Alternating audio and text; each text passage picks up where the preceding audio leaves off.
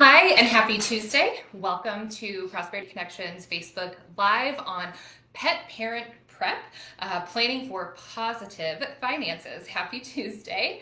My name is Nikki Wetzel. I'm the Director of Communications and Advancement here at PC, and I am joined by Sasha, one of our senior financial coaches, and Heather S., one of our financial educators. And we're excited to have fun with you today and talk about how you can budget and prep for potentially bringing a pet home over the holidays. As always, if you have questions, if you think of anything, please pop them in the chat. We'd love to address anything you'd love to know specifically, or hear you just chime in on the conversation if you're a pet parent yourself. Let's start real quick, just because this feels maybe a little bit out of our norm.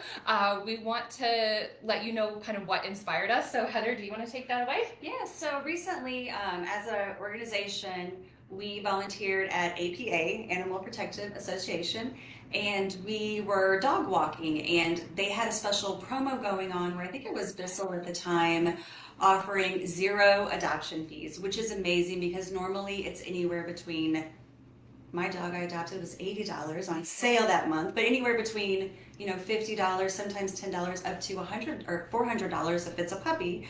So I started thinking, oh my gosh, this is a great opportunity for people who don't really have a lot of extra money to adopt a pet. And then I started thinking about what we do as financial educators, coaches.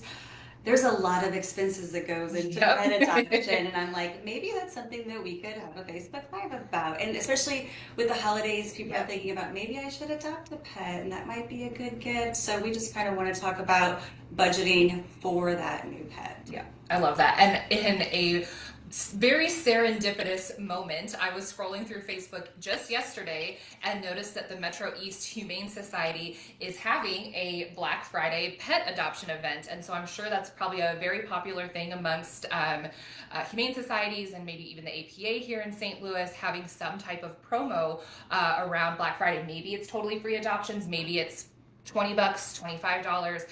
But with the promotions going around, and again, the holidays coming up, we know pets can be a fairly common holiday gift. So we just thought it would be fun to approach that from our lens. And So sometimes those puppies are so hard to resist. they are. How, I don't I know. think I follow like every shelter. It's like, oh. Just want all of the dogs. Just give me 50 dogs. Yeah. Build a barn in my backyard. Just yeah, give them home forever. I win the lottery. Yes. No. Home for dogs. Okay, so let's jump in.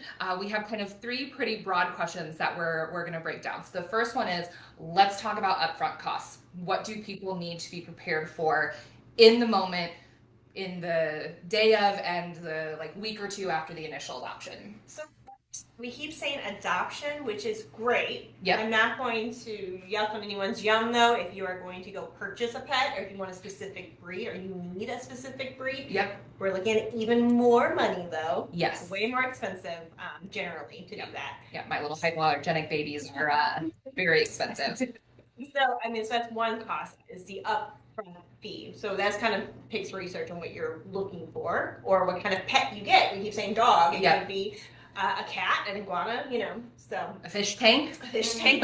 So the Fish tanks are expensive, by the way. They actually are. As we go on to maintenance. Yeah. But yes, but yeah, the upfront cost is just the adoption fee or the purchase fee. And then, so I've got some things written down here that the first thing you need to do as soon as you bring your pet home is a kennel. Where are you going to keep them? They need a safe spot. I know a lot of places like APA, they want to make sure that you have a safe spot for your pet to go. It's not punishment. They need some place to feel cozy and at home. Yeah. So yeah, and also for housebreaking too. Mm-hmm. Yeah, kennels definitely help. So some kind of kennel, a crate, those can be $80+. Yeah. I know I have people asking on my Facebook a lot, like, oh, does anybody have a crate I can borrow or use, marketplace, things like that. So that's a good idea where you can get one that's gently used. Baby gates, another thing, keeping your dog off the carpeting, off of rugs, off of furniture for a while you're still trying to housebreak your animal. Yeah. Dog bed to go in the crate. They want something, soft to lay down on. Collar, leash, tags, anything like that. Food. I mean, just the daily need. Puppy pads or litter or litter box. I mean, so all those things, they add up quickly. You may think like, oh, a bag of litter or a bag of puppy food isn't much, but it is when you start adding them up. And then toys, most animals need some kind of stimulation, so it's actually like more of a need. It's not just like, oh, so. Yeah. Food and water bowls. You have to get something cute. Yeah. Kids though has really adorable selections for now. They're funny. Yeah. Yeah. I always try to get my dog a coat every time I go there. There's so many pets. Yeah. He's like 15 pounds and he shakes when he goes outside. Yeah. Yeah. My old girl in the winter, she's a little 15-pound dog, and we have nice cozy winter sweaters because she does not stay as warm as she used to. My pit bull has very short. Yep. It's a whole little winter puffer jacket. We love dogs, by the way, in case you haven't been able to. That was a good point. The food bowl. Yeah. That's okay. Another thing, starting them off with their first vet appointment. A lot of places we were talking about when you do purchase a dog. I have a friend that just purchased a dog, and she said the first thing she had to do within 5 days, get it to a vet appointment Yep. to make sure, because there is a warranty. I don't know if that's the right word, but basically a warranty. Yeah, on your dog, like make sure that it's healthy within the first 5 days, because if something goes wrong, you can't go back on them. Yep. So, that first initial vet appointment, and then getting them on heartworm and flea medication. We were talking, I pay about $50 a month for my dog who's about 15 pounds. I think it's more the bigger the dog. So to that point, that's what I was thinking, is that if you're not adopting, you may have to worry about the cost of spaying or neutering yourself, which is a whole- Yes. Yep. Yeah. Generally, if you're adopting, they usually already are, or they're about to be. But yes. And those may be second or third shot of puppy shots too. Yeah. That's an option. And deworming, that's a thing. Deworm. too. Yeah. Something I just thought of, the specific county that I live in requires that you like register your pets, and so pay like a fee to like register your pet with the county, and then of course you have to keep up on their rabies shots. Every year you get like a notice in the mail, so that initial like registration fee, if that's something in your county, which I think probably just requires a little bit of googling, but $25. yeah, something like that. I think so. Yeah. Another thing, if you do thinking about getting a dog and you own a home, homeowners insurance, like you need to tell your insurance that you've got a dog.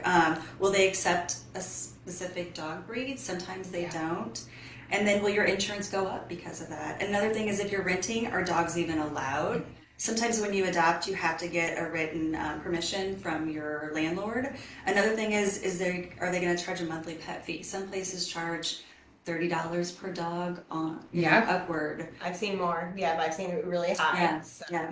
And it's not like that pet deposit may not be refundable, or only half of it may be refundable. So even if your pet does no damage, you're still coming out of that money. Yeah. Wow. So many things to think about. So many things to think about. I mean, it's anyone from adopting a dog. We just want to make sure as financial educators, Yes. everybody knows that this is going to be in your budget. Not to be surprised when you go and adopt a dog with a $0 adoption fee, and it's like you bring that puppy home and it's so exciting, and then it's like, oh shoot, what did that just do? Me, yeah, $1,500. Yeah. The other thing, grooming. I know you're Yes, my girls would be groomed. nail trims. We trim our dog nail, but once in a while, if he has a vet appointment, we'll have them do it and pay an extra 25 because 75% of his nails are black, so that's a little tough to trim. Yeah. That's going into like just monthly maintenance. Yeah. So when you're talking about budgeting for the upfront costs, and then you have to think about your long-term spending plan, you have to add to it because your costs are not going away. Yeah, some context just to help people out. I have 2 cockapoos. They're both about 15 pounds, so they're small dogs. And the groomer that we use right now, I believe when we walk out of there, we've spent $150 between the girls' grooming and then the tip. And we get them groomed about every 8 to 9 weeks. So it's not quite monthly, so it's probably mostly every other month. Just like getting your hair done, basically. Yeah, basically. Yeah, $150 for these little hoops. And I do know that prices increase the bigger your dog is. And maybe mine are a little bit more like, I don't know, some bigger dogs like Goldens, I think maybe they just like trim some of the fringe and just like bathe them. So maybe that helps offset, but my girls get bathed, fully shaved, things done with their anal glands that we don't need to talk about on Facebook Live. Um, Nails trimmed, all that kind of stuff. So they're a little bit more elaborate. So just know that, keep in mind. yes. Dog breeds. Yes, different dog breeds could be. And like cats, you wouldn't really need to worry about Yeah. grooming for the Yeah. most part, and they're way like less expensive when it comes to those kind of things. Litter obviously is something you have to buy, and that's maintenance. But food is generally cheaper. Yeah. I mean, so a lot of things. If you're looking at price and you're trying to figure out which pet best aligns with that, is something to Yeah. keep in mind. Yeah, because that's something interesting that I don't really know. Like an iguana or a snake. I mean, I think they tend to need like almost like fresh food, Crickets, yeah. crickets or than mice, and like I have no idea how expensive that is compared to like kibble. So something to research.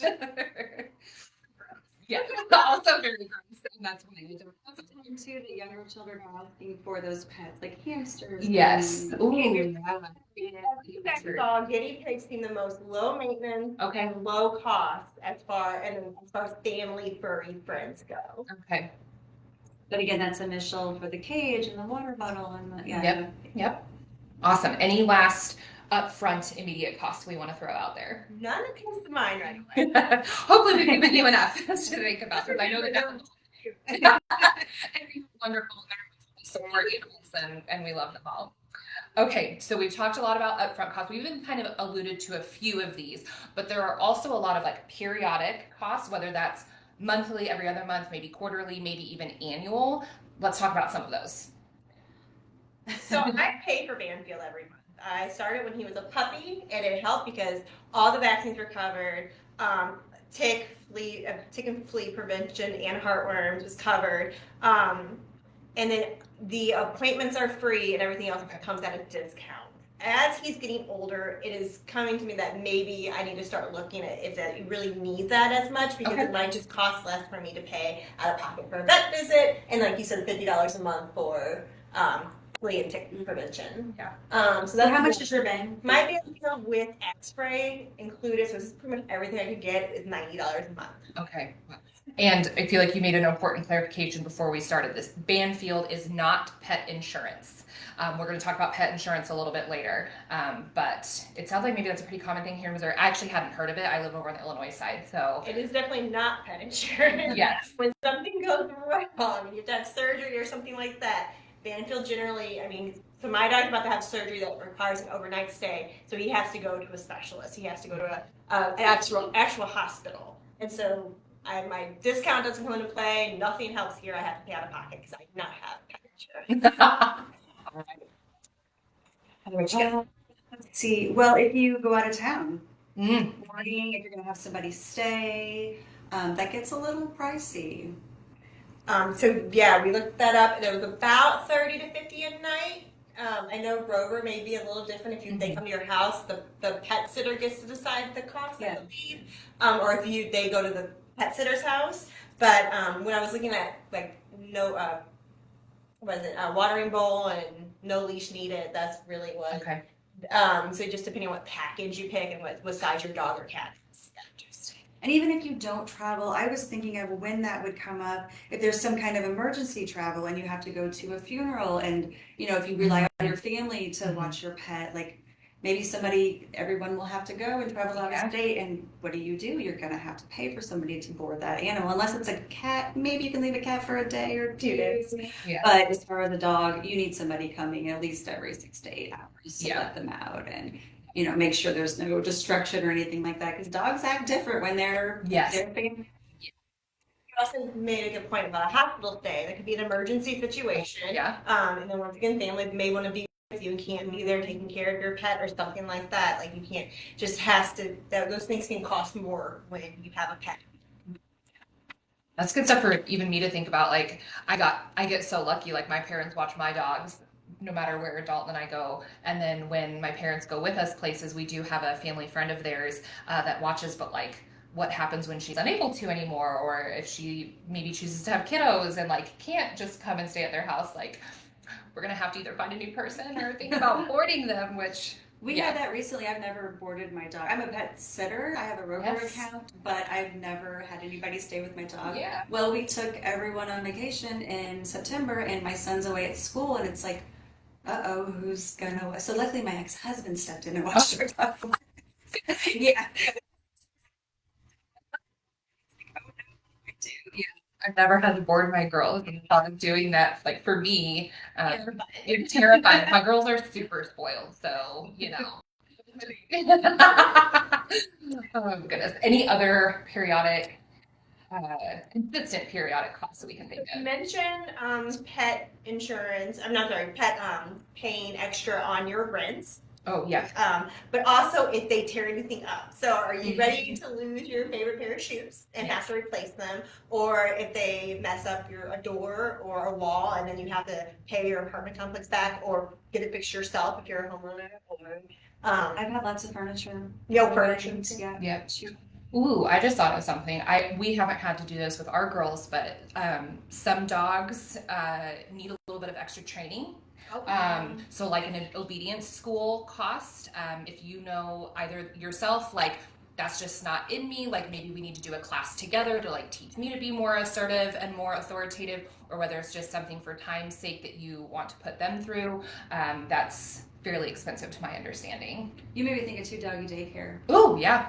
If you're home all day and your dog just needs some extra energy or socialization, Yep. doggy daycare. And yeah, that stimulation too. I was talking about toys. They have subscription boxes for animals. Oh, I even have a client who has a bird who needs that. He gets it's a squawk box instead of a lamp box. That's something that the bird needs. I mean, so it's another cost. It's like, okay, how are you going to fulfill those costs? Yeah. Like, so dogs generally rip up their toys. You're going to have to buy new ones. Cats do it too, and so do birds. Yep. And I think it's that's amazing. That kind of made me think of, I don't know the answer, but just something to consider is I think pretty much anything outside of like dogs and cats go to what's called like an exotic pet vet. So my best friend has rabbits, and so they have to take them to an exotic pet vet, and I would imagine that those are maybe a little bit more expensive. Just kind of going down that hot rabbit hole. Literally, I know bunnies from my experience with my best friend. Bunnies are very, very delicate and often have a lot of health issues and whatnot, and so tend to have maybe a little bit more frequent vet visits. And again, if an exotic pet vet is a little bit more expensive, have to consider that. My mom bought a $5 rabbit. $5 rabbit. $5 and I can't remember its name. She's gonna kill me. I can't remember the rabbit's name, but it ended up going from inside to outside, and the door closed on its leg, broke its leg. It was fine. Took it to emergency. Yep. Got its leg all taped up, and she would not tell us how much it cost. Oh, But I think it was a lot. Yeah. My daughter got a bunny rabbit that needed a lump on his throat, and we had to take it to a hospital. We had to find a specific. Yeah. It was vanilla. Vanilla broke its leg.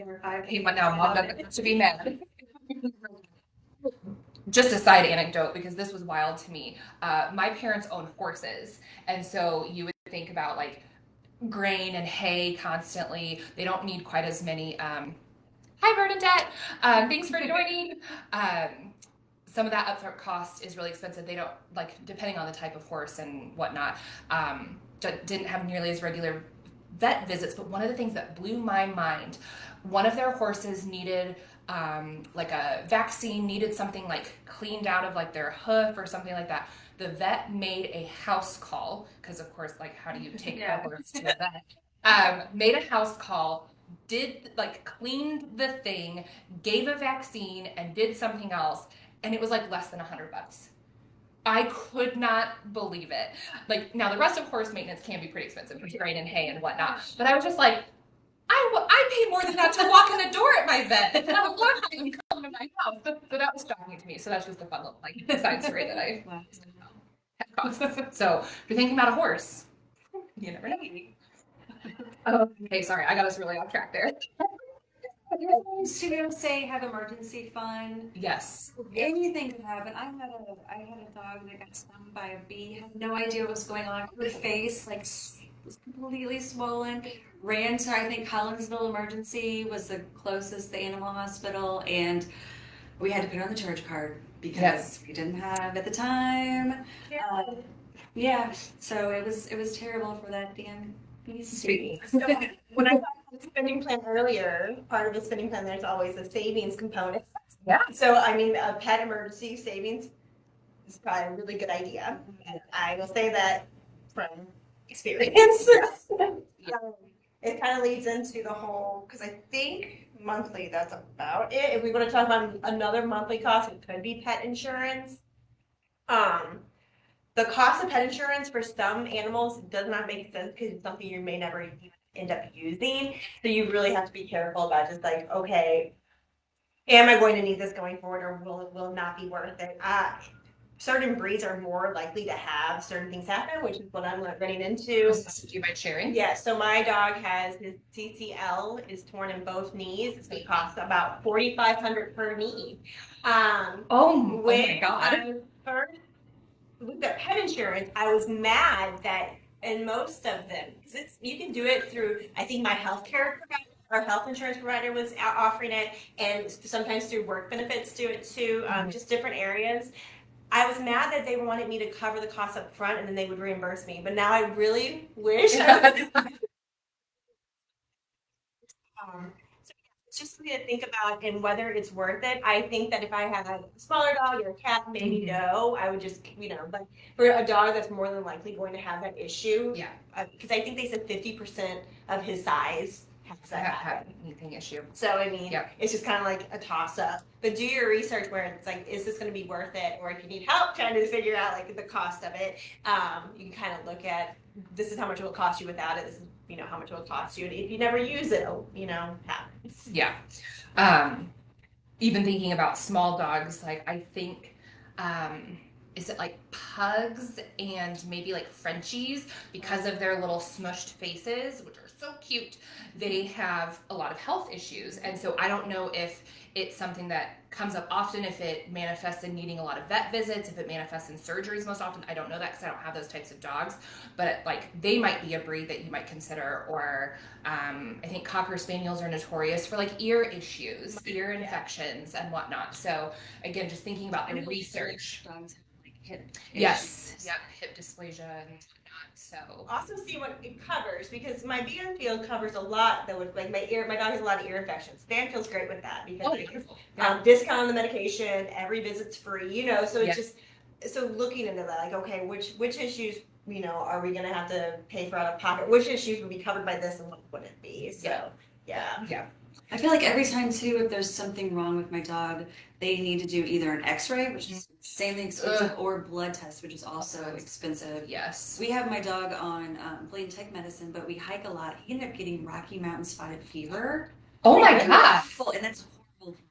And luckily, my son noticed he was acting strange. We took him in immediately and caught it because it could have done some really damaging things, to him. So yeah, luckily we were able to catch that. But yeah, that makes me so sad. I can't believe I haven't thought of this whole time. But talking about like monthly and elevated expenses, like so one of my cockapoos, she gets a lot of UTIs. That's, I guess, fairly common in one of the two breeds, or they see it a lot. And so we have to factor in, like, for a while there, we were factoring in the cost of like taking her to the vet about every other month with a UTI. Yes. Yep. Dogs can live a long time. The long-term costs of older dogs. Yeah. Geriatric dogs. Yeah. Birds can live a long time. You might create a will if you get a bird that lives that long. Oh my God. That's cool. Yeah. Responsible. Yes. But yeah, Sadie, we had to factor in the cost of like taking her to the vet every other month to get medicine, get blood work, see what type of UTI it was. Eventually, they've put her on like a special type of food, which is way more expensive than normal dog food. So that elevated our monthly costs.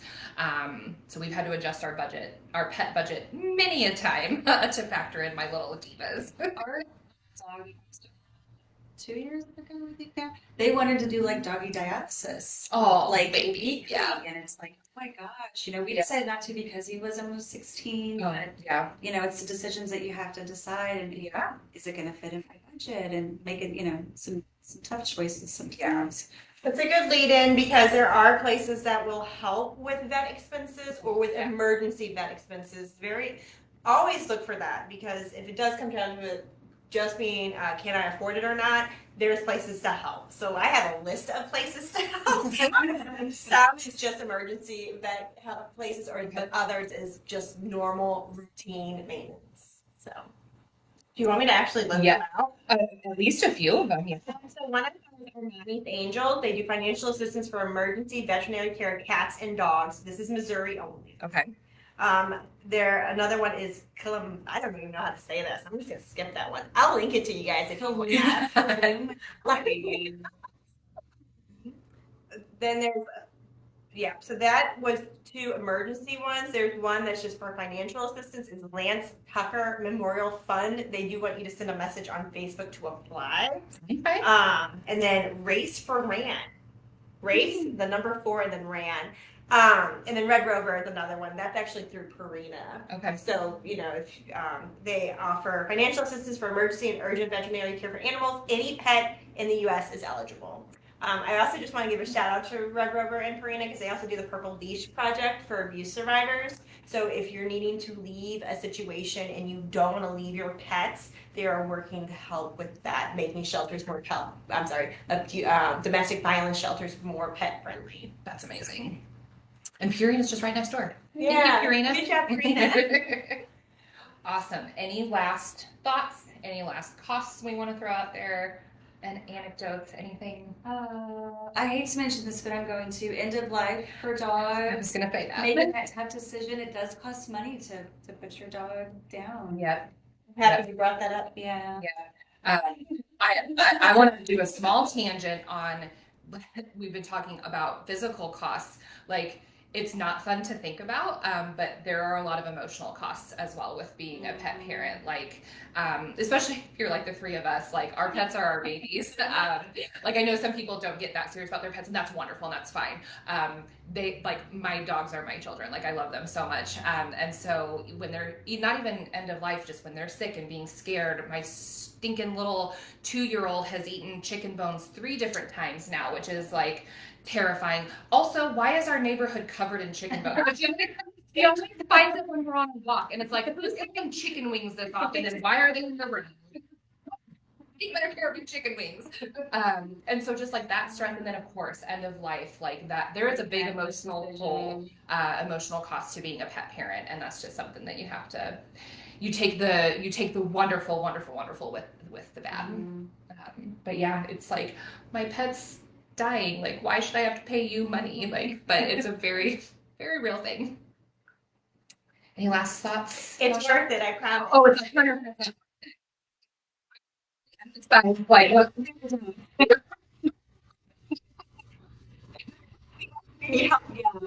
yes, that was an excellent summary. What did we emphasize at the beginning? Like, we are not trying to discourage anyone. We're the biggest pet lovers on the planet. Like, we want people to have pets. Actually, one of my coworkers, she's been wanting a dog, and I keep like pushing her. I'm like, I'm the worst person to ask. I'm such an enabler. Like, just go get the dang dog. But watch this live first. We don't want to discourage anyone. Like, we want you to have a pet. They're worth it. They're such wonderful companions and support creatures. But just, again, doing our due diligence as a financial education organization to help you think through all the potential costs up front and long term to help you make the best financial decision. So hope that you learned something. Hope that you had a little bit of fun. Please come talk pets to us anytime. We would love that. Dog pictures. Pictures. Such a good idea. If you watch this and have a pet that you want to share, post their picture in the comments. We would love to see all of your pets. That's such a good idea. I love it. Okay, we'll all post ours. So please post your pet pictures in the comments. Thank you so much. I hope you enjoy the holiday if you're celebrating with your family. And we will see you again soon.